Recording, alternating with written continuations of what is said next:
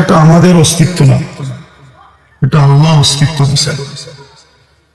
যে দুনিয়াটায় আমাদের বসবাস, এটা আমাদের বানানো, এটা আল্লাহর বানানো, ঠিক তো? না আমাদের বাপদাদারা বানায় গেছেন, আমরা বসবাস করতেছি।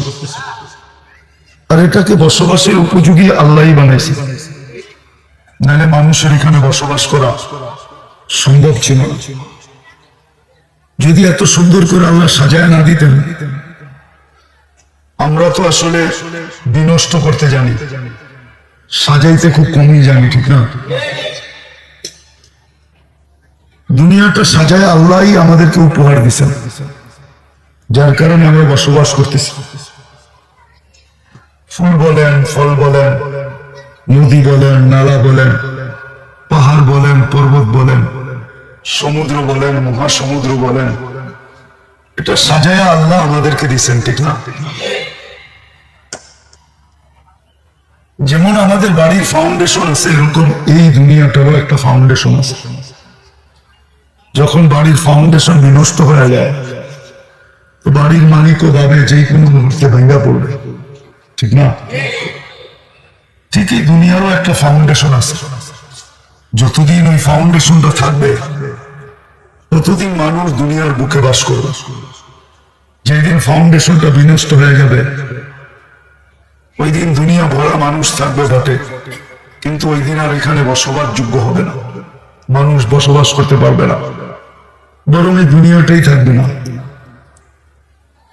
আমাদের বাড়ির ফাউন্ডেশন যেরকম আমাদের বুঝে আসে, কিন্তু দুনিয়ার ফাউন্ডেশন আমাদের হইতে পারে 80% জনেরই বুঝে আসবে না, কিন্তু এটাই সত্য। এই দুনিয়াটা টিকা থাকারও একটা ফাউন্ডেশন আছে। যতদিন ওই ফাউন্ডেশন থাকবে, অতদিন শুধু দুনিয়াটা, এই জগৎটাই টিকা থাকবে। কেন জগৎটাকে আল্লাহ দাঁড় করাইছেন দিনের উপরে। দিন যতদিন থাকবে, দুনিয়া ততদিন থাকবে। দিন যেদিন শেষ হয়ে যাবে, ওই দিন কোন জগৎটাকে আল্লাহ টিকে রাখবে না। ওই দিন কিয়ামত আসবে, যেটাকে কিয়ামত বলে, তখন আর এগুলা টিকে রাখার প্রয়োজন হবে না। ওই দিন আর এগুলাকে টিকে রাখার কোনো প্রয়োজন হবে না। যেটা বুঝাইতেছিলাম, যতদিন দিন থাকবে, ততদিন আপনি আর আমি এই জগৎটা থাকবে। আর এটা চির সত্য। মানুষ এটাকে মানুক আর না মানুক, সত্য এটাই। যেদিন দিন শেষ হয়ে যাবে, ওদিন এই জগৎগুলা শেষ হয়ে যাবে। এটার নামই কিয়ামত। এটার নামই কিয়ামত। ওই দিন কিয়ামত হয়ে যাবে। আল্লাহ ইসরাফিলকে হুকুম দিবে, ফানফাখ, ফু দাও। উনি ফু দিবে, সব তুলা হয়ে নিঃশেষ হয়ে যাবে। তো যতদিন দিন থাকবে, দিনদার থাকবে। দুটা জিনিস কিন্তু, দিন থাকবে, দিনদার থাকবে, কতদিন এই জগৎগুলা থাকবে। দিন থাকবে না, দিনদারি থাকবে না, জগৎগুলো থাকবে না। আবার এটাও সত্য, মানুষ যদিও সৃষ্টির সেরা, মানুষের শ্রেষ্ঠত্ব অক্ষুণ্ণ থাকবে কতক্ষণ পর্যন্ত? যতক্ষণ পর্যন্ত মানুষের ভিতরে দিনদারি থাকবে, ততক্ষণ পর্যন্ত শ্রেষ্ঠত্ব অক্ষুণ্ণ থাকবে। আর যেদিন দিনদারি থাকবে না, ওই দিন মানুষের শ্রেষ্ঠত্ব থাকবে না, শ্রেষ্ঠত্ব বিনষ্ট হয়ে যাবে। এই জন্য একটা জিনিস ভাবার, চিন্তার বিষয়, মানুষ সৃষ্টির সেরা হওয়া সত্ত্বেও মানুষকেই কিন্তু আল্লাহ চতুষ্পদ প্রাণী বলছেন। উলাইকা কাল আনআম বাল হুম আযাল। চতুষ্পদ প্রাণী এবং এর চেয়ে নিকৃষ্ট। আপনি বলবেন সৃষ্টির সেরা যেটা, ওটা নিকৃষ্ট হলো তো হলো কি করে? হ্যাঁ, সৃষ্টির দিক দিয়ে সৃষ্টির সেরা বটে, কিন্তু শ্রেষ্ঠত্ব অক্ষুণ্ণ রাখার জন্য আল্লাহর পক্ষ থেকে নির্ধারিত পদ্ধতি হলো যে তোমার ভিতরে যতক্ষণ দিনদারি থাকবে, দিন থাকবে, তোমার শ্রেষ্ঠত্ব অক্ষুণ্ণ থাকবে। আর যেদিন দিন থাকবে না, ওই দিন তোমার ভিতরে শ্রেষ্ঠত্ব আর টিকা থাকবে না। তুমি আর জানোয়ার সমাজ, বরং জানোয়ারের চেয়ে অদম। কারণ এটাই যে মানুষ ব্যতীত কোনো প্রাণী, যেমন মানুষ জান্নাতে যাবে, এমন মানুষই দুযোগে যাবে। ওয়াকুদুহান নাস ওয়াল হিজারা, মানুষই দুযোগে যাবে, কিন্তু কোনো প্রাণী দুযোগে যাবে না। কুকুরটাও দুযোগে যাবে না। ওই যে কুকুরটা আওয়াজ করতেছে, বাইজিদ বুস্তামি রহমতুল্লাহ আলাইহি লেখছেন যে কুকুরও মানুষকে মাঝে মাঝে সতর্ক করে। আমরা ভাবি সে হয়তো আওয়াজ বাহির করে না, সে মানুষকে সতর্ক করে। কি বইলা করে একটু বাইজিদ বুস্তামি রহমতুল্লাহ আলাইহি লেখছেন যে কুকুরটা বলতেছে, ইবনা আদম, ও মানুষ, আনকিদ নাফসাকা মিন গাযাবিল জাব্বার, তুমি আল্লাহর গজব থেকে তোমাকে বাঁচাও। কেননা আল্লাহর গজবের শিকার যদি তুমি হইলে, তো তুমি সবার ক্ষমতা রাখো। আপনি বলেন আজকে আমাদের দাঁতটা কতটুকু, কিন্তু এক দুযোগীর একটা দাঁত হবে 10 কিলোমিটার। আচ্ছা বলেন, একটা দাঁত যখন 10 কিলোমিটার হবে, এটার ওজন কতটুকু হবে? উপরের মাড়িটা হবে 160 কিলোমিটার। 16টা তো 16 10 কত হয়? 160 কিলোমিটার। তাহলে 10 কিলোমিটার একটা দাঁতের ওজন কতটুকু হবে? 160 কিলোমিটারের মাড়িটা যে চেহারায় ফিট হবে, ওই চেহারাটা কিরম বিকট হবে। আমি শাস্তি দেখাইতেছি। কুকুর কিন্তু মানুষকে এটাই বলে, তুমি তোমাকে আল্লাহর আযাব থেকে বাঁচাও, তোমার শ্রেষ্ঠত্বকে অক্ষুণ্ণ রাখো, তুমি কিন্তু শাস্তি শুনতে পারবে। এক একটা রান হবে, ইয়ামানের একটা পাহাড় আছে বাইজা, ওটা না দেখলে বোঝা যাবে না ওই পাহাড় কত বড়। এক একটা রান হবে ওই পাহাড়ের সমান বড়। এত দুটা দেখাইলাম, তো যেটা বুঝাইতেছিলাম, আমাদের মর্যাদা মানুষ হিসাবে সৃষ্টির সেরা আমরা, শ্রেষ্ঠত্ব অক্ষুণ্ণ রাখার জন্য যেরকম দিনের প্রয়োজন, দিন ছাড়া, দিনদারি ছাড়া আমাদের শ্রেষ্ঠত্ব টিকা থাকবে না। ঠিক দিন আর দিনদারি ছাড়াও এই দুনিয়াটা টিকে থাকবে না। যতদিন দিন থাকবে, দিনদারি থাকবে, চাই সেটা একজন হোক, দুনিয়া টিকা থাকবে। যেদিন ওই একজন দুনিয়ার থেকে চলে যাবে, সারা দুনিয়া যত উন্নত হোক আর যতই মানুষের সংখ্যা হোক, আল্লাহ এটাকে ধ্বংস করবে, এটাই চিরসত্য। দ্বিতীয়, আমরা যে শ্রেষ্ঠ, যদি শ্রেষ্ঠত্ব ধরে রাখতে চাই, তাহলে আমাকে দিনদার হতে হবে। কেননা দুনিয়ায় মানুষকে মাপার মানুষের কাছে হাজারো মাপকাঠি আছে। মানুষ মানুষকে হাজারো ভাবে মূল্যায়ন করে। মানুষ মানুষের কাছে মূল্যায়িত হয় হাজারো ভাবে। যেমন বাড়িওয়ালা মূল্যায়িত হয় ভাড়াটিয়ার কাছে, সে বাড়ির মালিক। এই জন্য আমার কথা বোঝেন তো, বাড়িওয়ালা ভাড়াটিয়ার কাছে মূল্যায়িত কেন? সে বাড়ির মালিক। শ্রমিকের কাছে মালিকের মূল্য কেন? সে ফ্যাক্টরি মালিক। ঠিক না? সত্য তো। কর্মচারীর মূল্য মালিকের মূল্য কর্মচারীর কাছে, সে অফিসের মালিক। এরকম মানুষ হাজারো ভাবে মানুষের মাঝে মূল্যায়িত হয় বা মূল্য পায়। আমরা আল্লাহর কাছে যে মূল্য পাবো বা মূল্যায়িত হব, দামি হব, এটা শুধু দিনদারির মাধ্যমে। চাই ওই ব্যক্তিটা সামাজিক ভাবে নিতান্ত গরিব হোক। একটা উদাহরণ দিই, হাদিসে পাওয়া যায় আল্লাহ রাসূল 3টা দোয়া করছেন, আমাকে গরিব রেখেন, গরিব অবস্থায় মত দিয়ে গরিবের মাঝে উঠায়। এটা কিন্তু 3টা আল্লাহ রাসূলের কি দোয়া। আপনি বলবেন গরিব এত দামি কেন? না, দুনিয়াতে গরিবের দাম নাই, এটা আমি স্বীকার করি। গরিবকে কেউ পাশে দাঁড়াইতেও দিতে চায় না। হতে পারে ওর বাড়ির গায়ের দুর্গন্ধ আমার কানে নাকে আসবে, এই জন্য গরিবেরকে কেউ পাশে দাঁড়াইতেও দিতে চায় না, ঠিক না? কিন্তু গরিব যদি দিনদার হলো, আল্লাহ তো মাপবে দিনদারি দিয়া। তো কিয়ামতের মাঠে সবচেয়ে দামি হবে গরিব। সবচেয়ে দামি কে? কিয়ামতের মাঠে সবচেয়ে দামি গরিব, যাকে হিসাব কিতাবের জন্য কাঠগড়ায় দাঁড়াইতে হবে না। যদি সে দিনদার হলো, তাকে কাঠগড়ায় দাঁড়াইতে হবে না। সে কবর থেকে উঠবে আর সিধা জান্নাতে যাবে। তাকে বলেই দেওয়া হবে, ইনতালিকু ইলাল জান্নাহ, তুমি জান্নাতের দিকে চলো। সে যদি বলে আমার হিসাব কিতাব, তো তাকে বলেই দেওয়া হবে, ফালা হিসাব ওয়ালা কিতাব, তোমার হিসাবও নাই, কিতাবও নাই, তুমি চলো জান্নাতে। তো যেটা বুঝাইতেছিলাম, আমাদের মর্যাদাও অক্ষুণ্ণ থাকবে দিনদারি দ্বারা, দুনিয়াটাও টিকা থাকবে। কি আমি বুঝাইতে পারলাম? দুটাই কিন্তু শব্দ। আমাদের মর্যাদা আল্লাহর কাছে অক্ষুণ্ণ থাকবে দিনদারি দ্বারা। আপনি ইতিহাসের পাতা উঠান,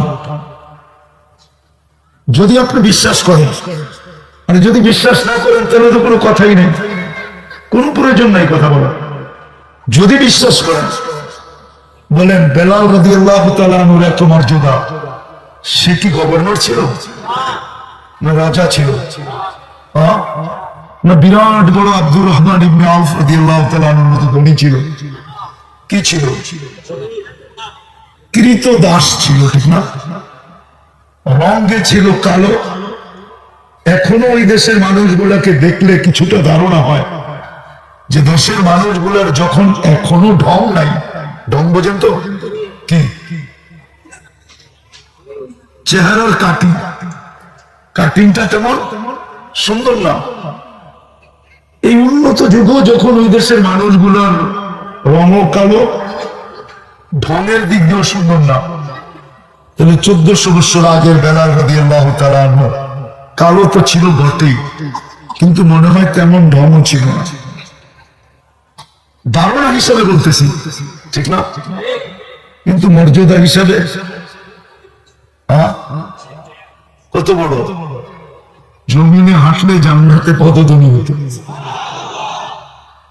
জমিনে হাঁটলে জান্নাতে 1 মাস 2 মাস 3 মাস মদিনায় না আসলে 4th মাসে আল্লাহ রাসূল স্বপ্নে যায় ডাইকা নিয়ে আসতেন। কিয়ামতের মাঠে উঠবে আর আল্লাহ বলবে, একটা আযান আজকে সমগ্র মানুষকে শোনায় দাও, যে তোমার আওয়াজটা কেমন ছিল। বলেন মর্যাদা না? কি কিন্তু গরিব তো কি দ্বারা এত বড় মর্যাদা? দিনদারি দ্বারা। কি দ্বারা? দিনদারি দ্বারা। যেটা বুঝাইতেছিলাম, আমি 60 জায়গায় চলে আসছি। আল্লাহ আমাদেরকে মাপবে শুধু দিনদারি দ্বারা। এটাও আপনি বলতে পারেন, একদিকে আমাকে দিবে আর একদিকে দিনদারির বাটকারা দিবে। দেখবে আমার ওজন কম হয় না বেশি হয়। যদি কম হলো আমি হারলাম, যদি আমার ওজন বেশি হলো আমি জিতলাম। কি দিয়া জিতবো? জিতাবে কি দিয়া? আসলে তো আমরা মানুষ বুঝি না, পারিপার্শ্বিকতার কারণে, বিবেক বুদ্ধির কারণে, বিদ্যার কারণে আমরা বুঝি না। আসলে কিন্তু আল্লাহ আমাদেরকে কিনবে, আল্লাহ আমাদেরকে কিনতে চান, আল্লাহ আমাদেরকে কিনতে চান, জান্নাতের বিনিময়ে কিনতে চান। জান্নাতের বিনিময়ে কি? জান্নাতের বিনিময়ে কিনবেন, কিন্তু রং দেখা কিনবেন। কি দেখা? রং কি জানেন? এটা হলো দিনদারি রং দেখা কিনবেন। কার ভিতরে কতটুকু দিনদারি রং, দিনদারি রং দেখা আল্লাহ কিনবে জান্নাত দিয়া। কি দিয়া কিনবে? রাগ হয়ে যাবেন? এই এলাকার মানুষ তো আমেরিকার চেয়ে উন্নত না, ঠিক না? না আরো উন্নত? উন্নত না? কি বলেন? আপনাদের মাথার উপর দিয়া ট্রেন যায়, আপনারা আমেরিকার চেয়ে উন্নত না? গুলশানের চেয়ে, বাড়িধারার চেয়ে, ধানমন্ডির চেয়ে, মিন্টু রোডের চেয়ে। নারায়ণগঞ্জেরও তো এরকম এলাকা আছে যে এলাকার মতো আমরা এই এলাকার মানুষ উন্নত না, ঠিক না? আপনাকেও কিন্তু আল্লাহ কিনতে চাইতেছে। এলাকা দিয়া কিনবে না, কিনবে দিনদারির রং দিয়া। দিনদারির রং দেখা কিনবে, কিনবে জান্নাত দিয়া, টাকা দিয়া না। এই জন্যই আমার কথা শুরুটা ছিল যে আল্লাহ কিন্তু আমাদেরকে মাপবে দিনদারি দিয়া। কি দিয়া মাপবে? আর দিনদারি দিয়েই আমাদের মান মর্যাদা অক্ষুণ্ণ থাকবে। আপনি যে সৃষ্টির সেরা, আপনি যে মুসলমান, আপনি যে উম্মতে মুহাম্মাদী, এগুলো হলো মান, এগুলো অক্ষুণ্ণ থাকবে দিনদারি দিয়া। আর দিনদারি দেখা আল্লাহ আমাদেরকে কিনবে জান্নাত দিয়া। কি জান্নাতের মাটি তো মনে হয় আমাদের এই এলাকার মাটির মতোই, ঠিক না? সত্য যাই না বলতেছেন না? না যাই না? কি নামও তো মাটি, ঠিক না? আমাদেরটার নামও কি একই মাটি না? না না, সত্য। জান্নাতের মাটি কি দিয়া বানাবে? মুস্ক আর জাফরান দিয়া জান্নাতের মাটি বানাবে। রাগ হয়ে যান না। আপনাদের এই এলাকায় দিয়ে আতর লাগায় গেলেও আতরের গ্রান পরাস্ত হয়। ড্রেনের গ্রান আতরের গ্রানের চেয়ে কয়েক গুণ বেশি হয়। সত্য তো? রাগ হয়ে গেলেন? হ্যাঁ, এইখানে যত দামি পারফিউমই লাগান, ড্রেনের গ্রানের উপরে পারফিউমের গ্রান যেতে পারবে না। জান্নাতের মাটি মুস্কার আম্বর দিয়ে বানানো, মুস্কার জাফরান দিয়ে বানানো। জান্নাতের বিল্ডিং এই পচা মাটির ইট দিয়ে বানানো না। জান্নাতের বিল্ডিং একটা ইট সোনার, একটা ইট রূপার। আপনি বলবেন এত ইট কোত্থেকে পাবে, ঠিক না? হ্যাঁ, কি এটি তো প্রশ্ন। এত ইট কোত্থেকে? ওখানে ইটের ভাটা দিবে কেটা? কে? যে ইট আল্লাহ বানায় বানায় তারপরে বানাবে ইট কিনা, ঠিক না? এটি তো ভাবনা। অনেকে ভাবে এত ইট কোত্থেকে পাবে? একটা ইট সোনার, একটা ইট রূপার, এত কোত্থেকে পাবে, ঠিক না? আরে বলেন না, এটাই তো ধারণা। হ্যাঁ, দুনিয়ারই তো কত অজানা তথ্য আপনারা জানেন না, এখন বিজ্ঞান জানে না। দুনিয়ার বহুত অজানা তথ্য আছে যেটা বিজ্ঞান এখন সত্য। এটাই, এই জন্য আমাদের উচিত দুটা কাম করা উচিত।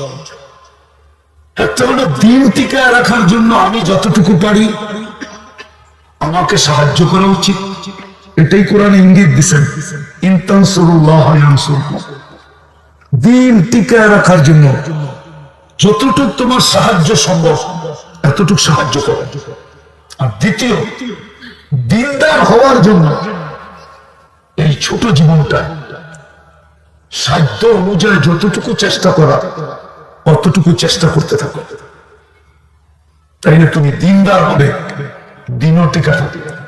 দুটা কাজ, একটা হলো দিন টিকা রাখার জন্য আমি যতটুকু পারি এতটুকু সহযোগিতা করা, যেইভাবেই হোক।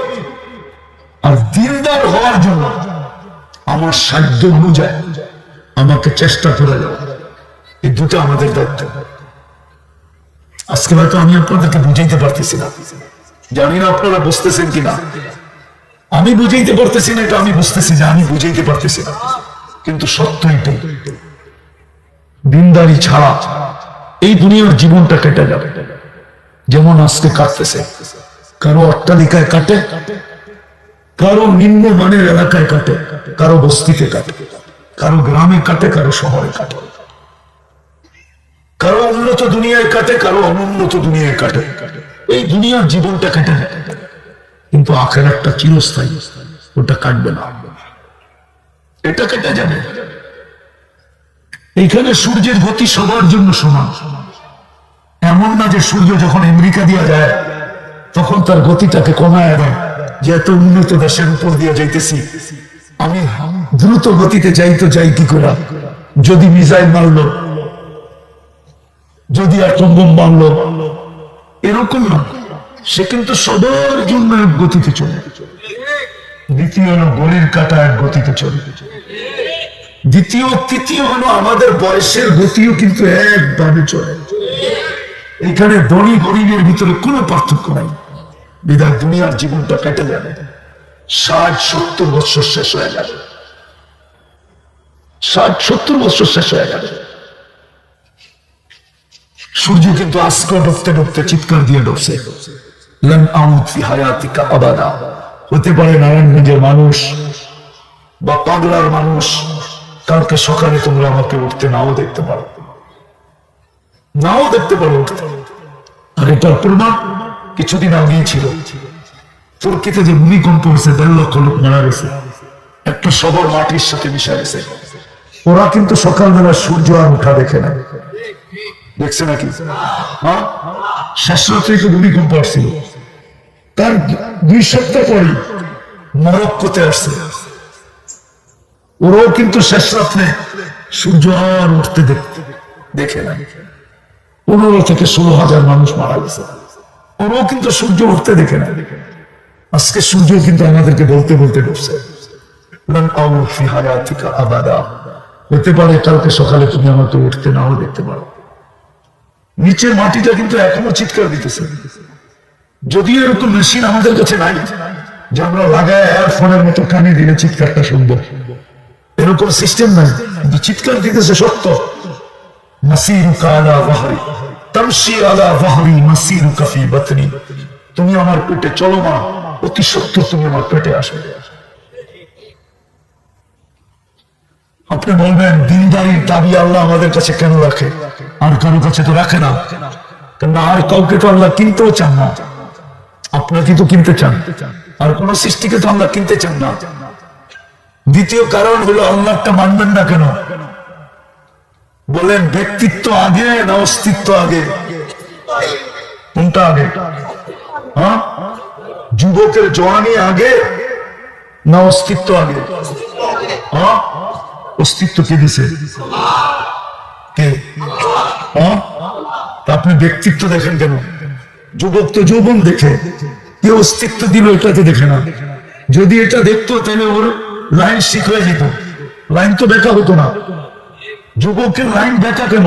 এই জন্য ও ব্যক্তিত্ব দেখে যে আমি তো যুবক, আমি তো গুসা দিলে দেওয়াল পড়া যায়, আমি রাস্তা দিয়ে হাঁটলে সব খালি হয়ে যায়। ও তো ব্যক্তিত্ব দেখতেছে, ও তো অস্তিত্ব দেখে না। অস্তিত্ব কে দিছে? নারী তো অস্তিত্ব দেখে না, ও তো নারীত্ব দেখে, রূপসী তো রূপ দেখে, ও তো অস্তিত্ব দেখে না। অস্তিত্ব ওকে কে দিল? আমাদেরকে অস্তিত্ব কে দিছে? আপনি ব্যক্তিত্ব নিয়ে বললে কি হবে? অস্তিত্ব কার? কে দিছে? কে বাঁচায় রাখতেছে? রব্বে কাবার কসম, রাগ হয়ে যাবে বলবো?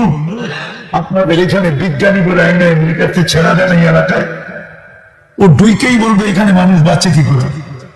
কিন্তু আপনার আমি বেঁচে আসি না বেঁচে নেই? হ্যাঁ, আমার তো বিশ্বাস গুলশানালাদের থেকে আপনাদের গায়ে অ্যান্টিবডি বেশি হবে। অ্যান্টিবডি বোঝেন? রোগ প্রতিরোধ ক্ষমতা। আর এটা 2020-এ মাইপা দেখছে। গুলশানালাদের ছিল 65 আর তেজগাঁও বস্তিওয়ালাদের ছিল 75। কত? কত? 10 বেশি ছিল। আর এই পিছিয়ে ছেড়ে দিলে বলবে এখানে মানুষ বাস করে কি করে? বাঁচায় রাখছে কে? আর একটা উদাহরণ দিল, ঢাকা শহরটা তো বহুত বছর আগের থেকে বলতেছে এটা বসবাস যোগ্য না। গুলশানও তো ঢাকার ভিতরে, ঠিক না? ওরা বাস করে কি করে? কে বাস করাইতেছে? কে বাঁচায় রাখছে? ঢাকা শহর তো কয়েকদিন আগে স্যাটেলাইটে দেখাইছে এটার ভিতরে দূষণ কিরকম। দূষণ বুঝেন তো? দূষণ মুক্ত না, দূষণ যুক্ত, কুয়াশাকে হাওয়া নেওয়া ফেলছে, এরকম দূষণ। আমরাও তো ঢাকা থাকি, কি মরে গেছি? কেন? অক্সিজেন তো নেই। দূষিত অক্সিজেন নিলে মানুষ বাঁচে নাকি? বেঁচে আছে কি করে? হ্যাঁ, আল্লাহ পরিবেশকে দূষণ বানাইছেন বটে, কিন্তু অক্সিজেনে দূষণ যুক্ত হতে দেন নাই।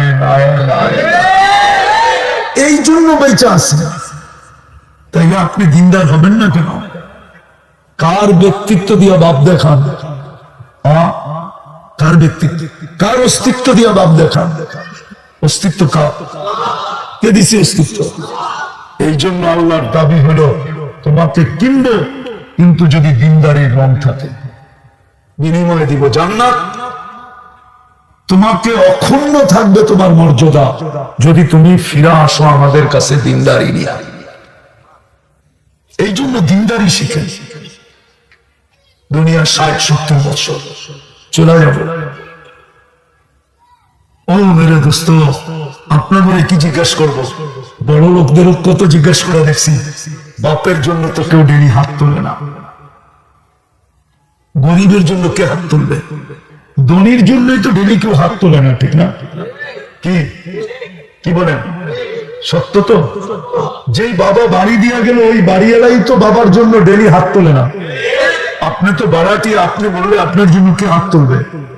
আপনার আমার জন্য তো এটাই সত্য হবে যে গরিব গড়ে দ্বীপ জ্বেলো না, ফুল দিও না কেউ ভুলে।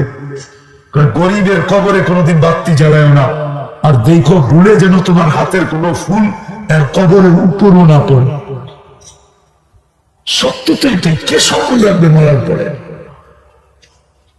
এই জন্য আসেন, দুটা কাজ আমাদের করণীয়। একটা হলো দিন টিকায় রাখার জন্য যতটুকু সাধ্য নিজের থেকে সহযোগিতা করা। আর দিন টিকা থাকবে আমি দেখাইলাম মসজিদ দ্বারা, মাদ্রাসা দ্বারা, আলেম ওলামা দ্বারা, আল্লাহ ওয়ালা দ্বারা, দিনের মেহনত দ্বারা দিন টিকা থাকবে। আর দিনদারির জন্য আমাকে সাধ্য অনুযায়ী যতটুকু পারি চেষ্টা করা।